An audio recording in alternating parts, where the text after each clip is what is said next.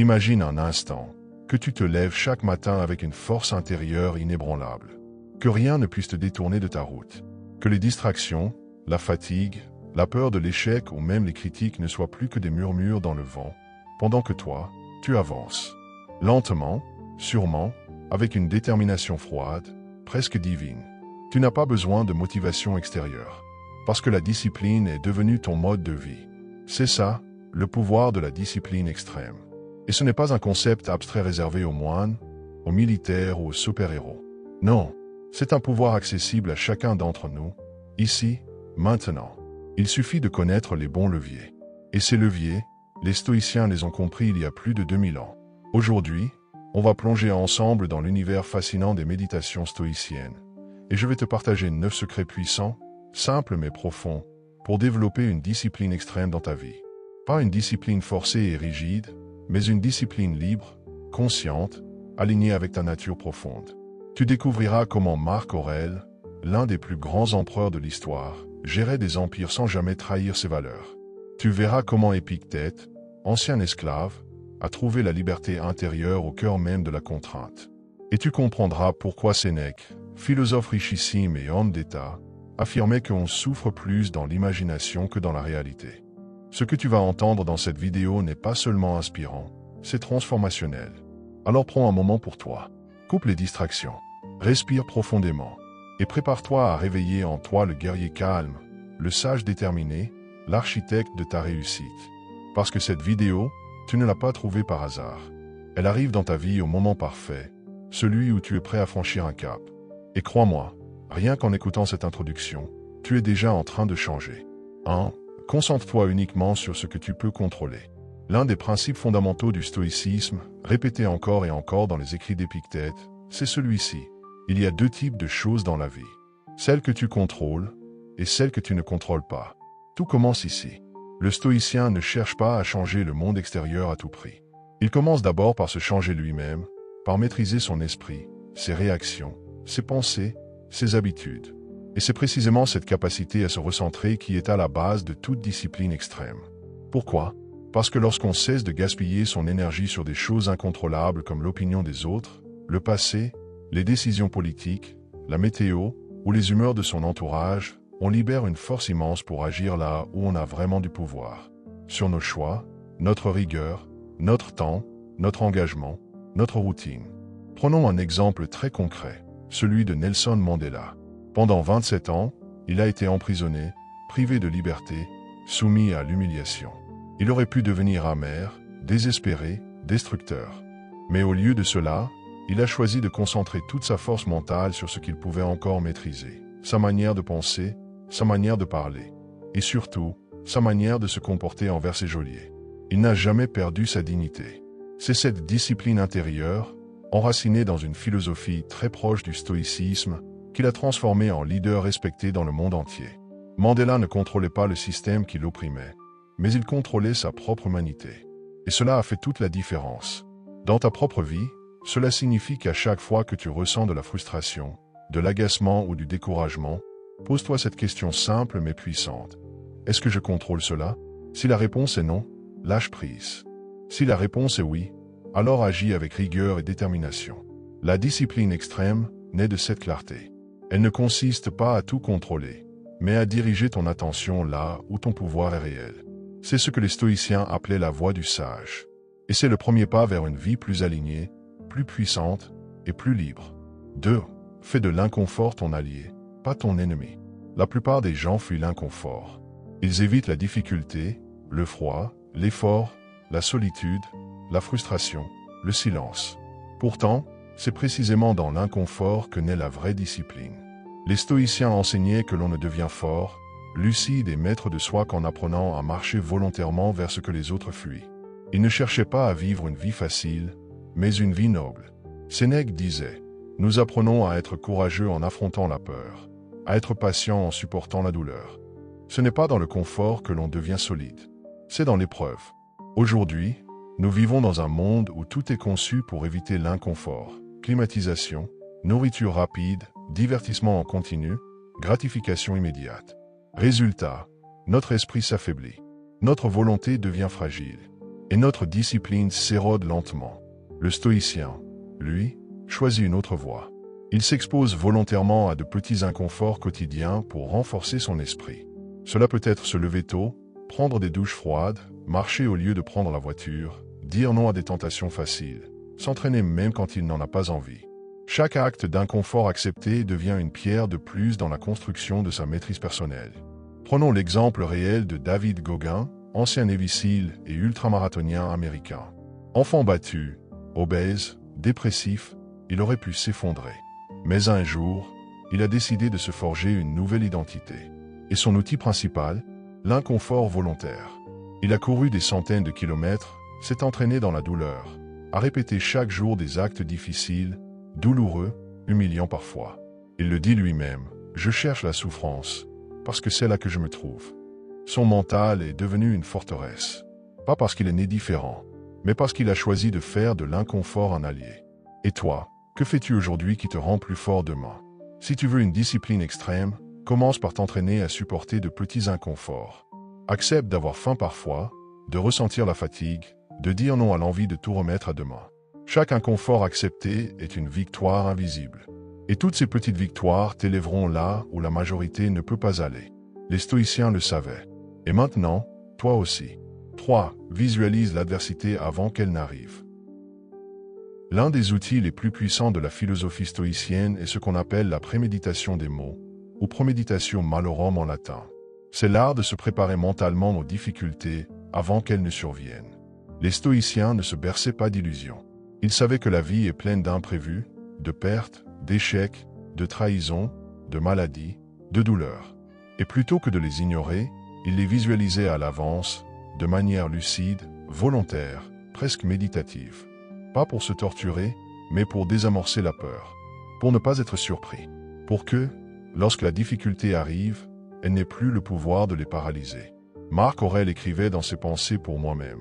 Commence chaque journée en te disant que tu vas rencontrer l'ingratitude, l'agressivité, la jalousie, l'arrogance. Il ne se plaignait pas, il se préparait. Et cette préparation mentale était la base de son calme et de sa discipline, même au cœur des plus grandes tempêtes politiques et militaires de l'Empire romain. Car lorsque l'adversité est attendue, elle perd de sa force. Et c'est là que commence la vraie liberté intérieure. Un exemple très parlant dans notre monde moderne, c'est celui de Viktor Frankl, neurologue autrichien et survivant des camps de concentration nazis.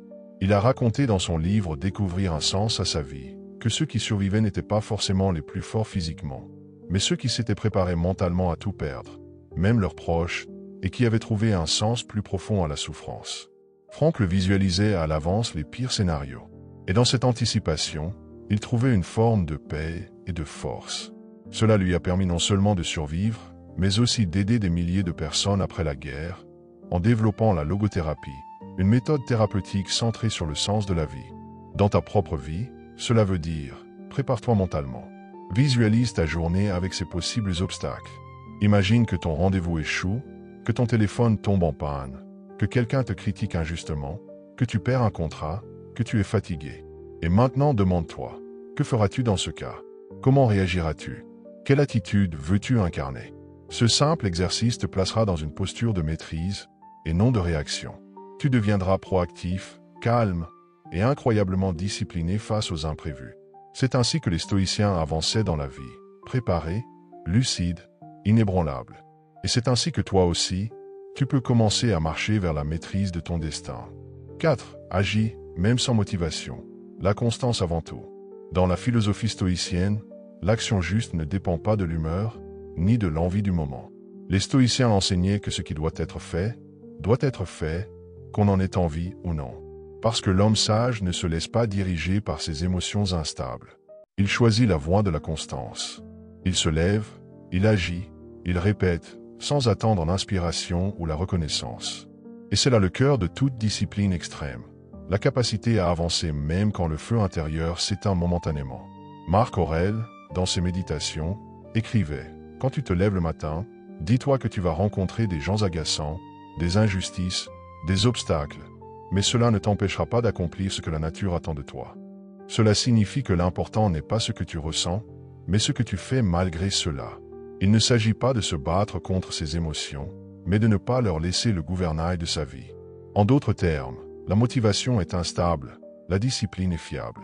Celui qui attend la motivation est l'esclave de ses hauts et de ses bas. Celui qui choisit la constance devient libre. Un exemple fort, c'est celui de Serena Williams. Derrière ses nombreux trophées, il y a des années de routine répétitive, d'entraînement à 5 heures du matin, de jours où elle n'avait pas envie, de blessures, de larmes, de défaites. Mais elle y allait quand même. Elle ne comptait pas sur l'inspiration. Elle comptait sur le travail, encore et encore, même quand c'était dur, même quand personne ne regardait.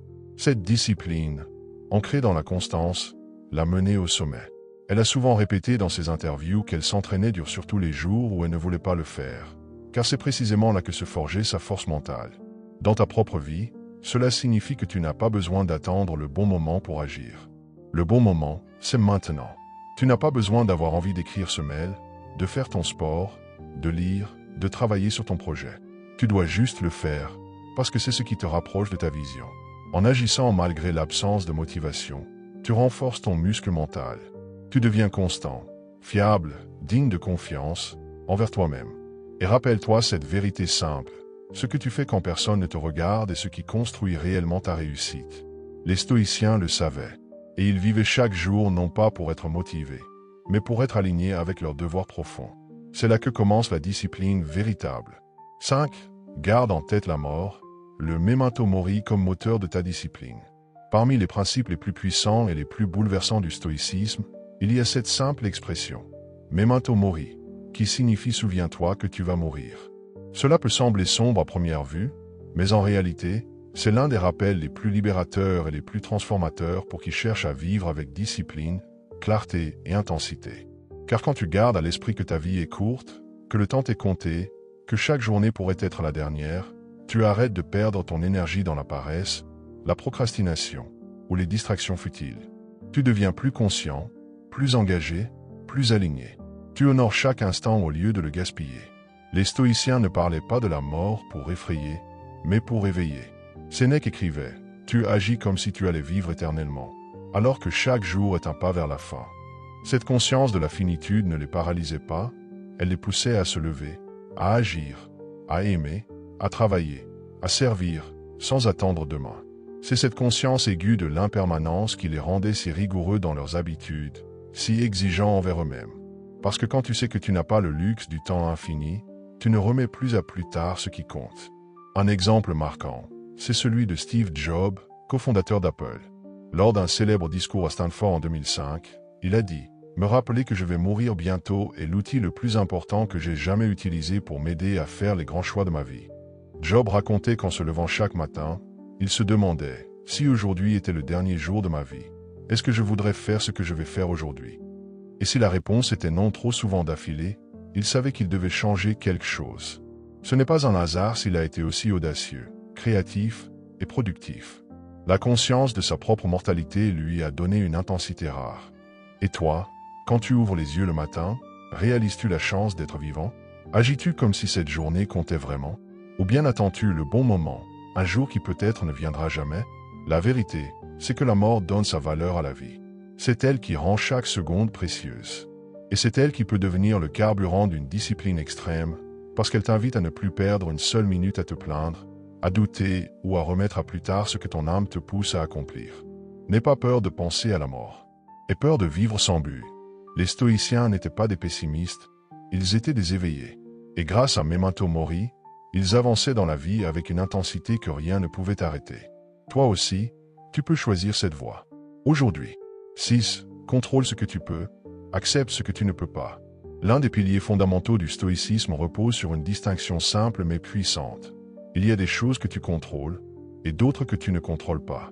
Cette idée, si tu l'intègres profondément dans ta vie, peut transformer ta manière de penser, de réagir et surtout de construire ta discipline.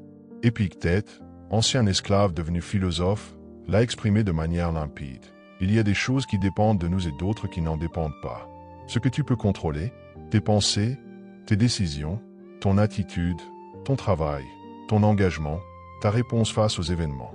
Ce que tu ne peux pas contrôler, le comportement des autres, la météo, les maladies, les accidents, les critiques, les imprévus. Le problème, c'est que beaucoup de gens passent leur énergie à se battre contre l'incontrôlable, à vouloir changer ce qui ne dépend pas d'eux, et négligeant totalement ce qu'ils pourraient vraiment maîtriser. Et devine quoi? Cette dispersion d'énergie tue la discipline. Car pendant que tu t'énerves contre une injustice, que tu te plains d'un collègue toxique ou que tu maudis la malchance, tu oublies que tu as le pouvoir de choisir ta réponse. Et c'est précisément là que commence la discipline stoïcienne, dans ce choix intérieur, répété chaque jour, de rester centré sur ce qui dépend de toi. Cela demande du courage, de la rigueur et une grande lucidité. Mais c'est ce qui forge une âme forte. Prenons l'exemple réel de Nelson Mandela. Emprisonné pendant 27 ans, il aurait pu devenir amer, désespéré, destructeur. Mais il a choisi de concentrer son esprit non pas sur la liberté extérieure qu'on lui refusait, mais sur la liberté intérieure qu'il pouvait cultiver. Il a lu, réfléchi, médité, gardé la tête haute. Il ne contrôlait pas les barreaux, mais il contrôlait sa dignité, son calme, sa préparation mentale. Et quand il est sorti de prison, il était prêt. Prêt à pardonner, à gouverner, à inspirer. Voilà la discipline stoïcienne incarnée.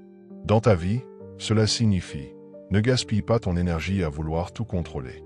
Si quelqu'un t'a déçu, c'est fait. Tu ne contrôles pas ses choix, mais tu peux contrôler ta manière de rebondir.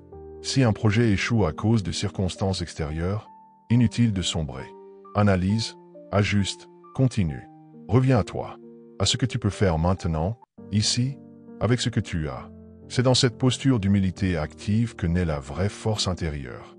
Les stoïciens nous apprennent que le monde extérieur est incertain, mais que notre pouvoir intérieur est immense, si nous apprenons à l'utiliser. Alors recentre-toi, reprends le contrôle sur ce que tu peux réellement maîtriser. C'est là que se trouve ta liberté et ta discipline la plus puissante. 7. Pratique le détachement, accomplissant attaché au résultat. L'un des enseignements les plus puissants du stoïcisme est aussi l'un des plus contre-intuitifs. Les stoïciens nous invitent à agir pleinement, avec intensité et engagement, mais sans nous attacher au résultat. Cela ne veut pas dire qu'on ne doit pas viser l'excellence ou l'ambition. Cela signifie qu'on doit mettre toute notre énergie dans l'action elle-même, dans l'effort, dans le processus et ensuite, laisser aller. Pourquoi? Parce que le résultat final ne dépend jamais entièrement de nous. Marc Aurèle l'a exprimé ainsi. Tu as le pouvoir de faire ton devoir avec rigueur et dignité, mais tu n'as pas le pouvoir de contrôler ce que les autres feront de tes actions. Ce détachement n'est pas un abandon, c'est une libération. Il nous protège de la frustration, de l'obsession du succès immédiat, de la peur de l'échec. Il nous enseigne une forme d'équilibre intérieur. Je fais ce que j'ai à faire, du mieux que je peux, et j'accepte ce qui viendra. Cette posture mentale permet de garder le cap, même quand les choses prennent du temps, même quand les résultats se font attendre, même quand tout semble aller à l'encontre de nos efforts. Et c'est là que naît une discipline inébranlable, celle qui ne dépend pas des circonstances extérieures pour persévérer. Un exemple très marquant est celui de J.K. Rowling, l'auteur de Harry Potter. Avant que son œuvre ne devienne un succès planétaire, elle a été rejetée par plus de 10 maisons d'édition. Elle était sans emploi, mère célibataire, en dépression. Mais elle a continué d'écrire. Non pas parce qu'elle avait la certitude que son livre allait être publié, mais parce qu'elle y croyait. Parce qu'elle savait que son devoir était d'écrire. Elle a mis tout son cœur dans son manuscrit, sans attachement immédiat au succès. C'est cette persévérance détachée, cette discipline enracinée dans l'amour du travail bien fait, qui a fini par transformer sa vie, et celle de millions de lecteurs. Dans ta propre vie, cela veut dire, concentre-toi sur ce que tu fais aujourd'hui, maintenant, sans obsession pour les likes, les résultats, les félicitations. Tu veux créer, entreprendre, bâtir quelque chose de grand? Alors engage-toi à fond dans l'action. Relis ton texte, envoie ce mail, construis ton projet, affine ton talent. Mais ensuite, lâche prise. Ne laisse pas la peur du « et si ça échoue » te paralyser. Car tant que tu fais de ton mieux, tu es déjà en train de gagner. Tu deviens plus discipliné, plus constant, plus fidèle à toi-même. Et c'est là tout le génie des stoïciens. Ils nous apprennent que le vrai pouvoir n'est pas dans le contrôle des résultats, mais dans la maîtrise de l'effort. C'est là que tu construis une discipline calme, robuste et durable, peu importe les aléas du monde extérieur. 8. Transforme la douleur en force. Accepte les épreuves comme des opportunités de grandeur. Les stoïciens ne fuyaient pas la douleur. Au contraire, ils la considéraient comme un terrain sacré pour forger la grandeur de l'âme. Là où la plupart des gens cherchent à éviter l'inconfort, la souffrance ou les obstacles, les stoïciens s'en servaient pour se fortifier. Car selon eux, La véritable discipline ne se voit pas quand tout va bien, mais quand tout semble s'écrouler. C'est dans les moments les plus rudes que l'homme se révèle à lui-même. Et s'il tient bon, il devient inébranlable. Sénèque écrivait « Le feu éprouve l'or, et l'épreuve éprouve l'homme courageux ». C'est une vérité intemporelle. Chaque blessure, chaque humiliation, chaque chute est une opportunité déguisée. Si tu l'acceptes, si tu l'affrontes, si tu refuses d'en faire une excuse, alors tu t'élèves. Ce n'est pas la douleur qui détruit, c'est la fuite devant elle. Le stoïcien, lui, regarde la souffrance en face. Il apprend à lui dire « Je ne t'ai pas choisi, mais je vais faire quelque chose de toi. Je vais grandir grâce à toi. » Un exemple frappant, c'est celui de Bethany Hamilton, une jeune surfeuse hawaïenne qui, à 13 ans, a perdu son bras droit dans une attaque de requin. Pour beaucoup, cet accident aurait marqué la fin d'une carrière prometteuse. Mais Bethany, inspirée par une foi inébranlable et une discipline mentale rare, a refusé d'abandonner. Moins d'un mois après l'accident, elle était de retour sur sa planche. Elle a appris à surfer avec un seul bras. Elle a participé à des compétitions. Elle est devenue une championne, une auteure, une source d'inspiration mondiale. Pourquoi? Parce qu'elle a transformé sa douleur en pouvoir. Elle a refusé de devenir une victime de la vie. Elle a choisi de devenir plus forte que l'épreuve elle-même. Toi aussi, tu as connu, ou tu connaîtras, des moments de douleur, trahison, perte, échec, maladie, injustice. Et tu auras toujours deux choix. Soit tu laisses ces épreuves t'abattre, soit tu les utilises comme des tremplins. Car chaque souffrance porte un enseignement. Chaque épreuve est une chance de devenir plus discipliné, plus humble, plus résilient, plus profond. Et c'est là que se forge la grandeur. Le stoïcisme nous enseigne que la douleur n'est pas notre ennemi, mais notre formatrice. Celui qui accepte cette idée devient presque invincible. Non pas parce qu'il ne souffre pas, mais parce qu'il sait quoi faire de cette souffrance. Il ne l'endure pas passivement, il la transforme. En sagesse, en force, en détermination, en lumière. Alors, la prochaine fois que la vie te met à genoux, souviens-toi, ce n'est pas une fin, c'est un commencement. Et ta discipline extrême commence là, dans ce moment où tu choisis de ne pas abandonner, de revenir plus fort, de te réinventer à travers la douleur. 9. Agis comme si chaque jour était ta dernière chance de devenir meilleur. Pour les stoïciens, le temps est une richesse fragile. Chaque jour est un cadeau, une opportunité unique de progresser, de grandir, de faire preuve de discipline. Mais cette opportunité est éphémère. C'est pourquoi Marc Aurèle écrivait dans ses pensées pour moi-même. Tu agis comme si tu avais devant toi des milliers d'années. Mais la mort peut survenir à tout moment. Alors, pendant que tu vis, pendant que tu le peux, deviens bon. Ce que les stoïciens nous enseignent ici, c'est que l'urgence d'agir n'est pas un stress, c'est un rappel à la conscience. La vie est incertaine. Chaque lever du soleil peut être le dernier. Alors pourquoi gaspiller du temps dans la paresse, l'hésitation ou les distractions? Pourquoi remettre à demain la discipline que tu peux cultiver aujourd'hui? Le stoïcien véritable ne se contente pas de rêver, de planifier, de lire des citations. Il passe à l'action. Maintenant, cette philosophie se retrouve dans la vie de Steve Jobs, qui, bien qu'il n'ait pas été stoïcien au sens classique, partageait cette même conscience de la mort comme moteur de discipline. Il disait « Me rappeler que je vais mourir est la meilleure façon d'éviter le piège de penser que j'ai quelque chose à perdre. » Quand il a su qu'il était malade, il a redoublé d'intensité, de clarté, de rigueur. Il voulait laisser une trace. Il ne voulait pas gaspiller sa vie. Et c'est cette urgence existentielle qui l'a poussé à créer, à diriger, à inventer sans relâche. Alors, demande-toi chaque matin, et si aujourd'hui était mon dernier jour, comment me comporterais-je? Est-ce que tu te laisserais aller à la facilité? Est-ce que tu abandonnerais au premier obstacle? Ou est-ce que tu tiendrais bon, avec droiture et détermination? C'est cette conscience du temps limité qui forge une discipline authentique, car elle ne repose pas sur la peur, mais sur la gratitude pour le moment présent et le désir de l'honorer pleinement. Tu viens de découvrir les 9 secrets puissants que les stoïciens utilisaient pour bâtir une discipline extrême. Ce ne sont pas de simples conseils à écouter une fois, mais des principes intemporels à méditer, à intégrer, à vivre. Si tu appliques ces idées, même progressivement, tu ne deviendras pas seulement plus discipliné. Tu deviendras plus maître de toi-même, plus fort, plus calme, plus libre. Tu cesseras de réagir au monde comme une feuille portée par le vent, et tu commenceras à marcher droit, avec une direction claire, guidée par tes valeurs, et non par les circonstances. Souviens-toi, les stoïciens n'étaient pas des théoriciens, mais des hommes et des femmes confrontés à des défis réels, parfois terribles. Et c'est parce qu'ils ont su rester droits dans l'adversité qu'ils nous inspirent encore aujourd'hui. Alors, à toi maintenant de faire ce choix. Vas-tu rester spectateur de ta propre vie? Ou vas-tu incarner, dès aujourd'hui, cette discipline extrême qui transforme l'ordinaire en grandeur? Merci d'avoir écouté jusqu'au bout. Si ce message t'a touché, n'oublie pas de t'abonner à la chaîne Éveil Réussite, de liker cette vidéo et de partager cette sagesse à ceux qui en ont besoin. Car parfois, une seule phrase peut changer toute une vie. À très bientôt, et surtout, reste éveillé, reste fort.